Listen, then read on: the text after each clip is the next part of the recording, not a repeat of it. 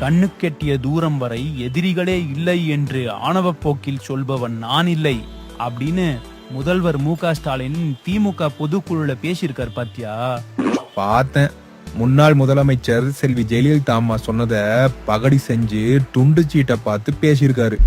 ஆனா அம்மா அப்படி சொன்னது மட்டும் இல்லாம 2014 2016 தேர்தல்லையும் கூட்டணி இல்லாம தனியா நின்னு ஜெயிச்சும் காட்டினாங்க.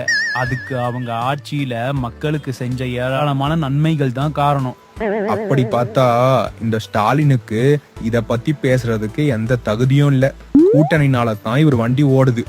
ஆமா, மக்கள் இந்த ஸ்டாலின் கொடுத்த எந்த வாக்குறுதியையும் நிறைவேற்றலன்னு இவர் ஆட்சி மேல வெறுப்புல இருக்காங்க.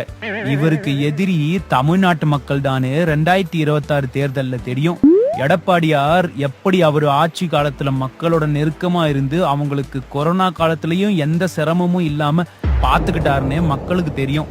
தமிழ்நாட்டின் அடுத்த சிஎம் எடப்பாடியார் தான் முடிவு எடுத்து ரொம்ப நாளாச்சு. அது நம்ம துண்டுச்சீட்டுக்கு தெரியல.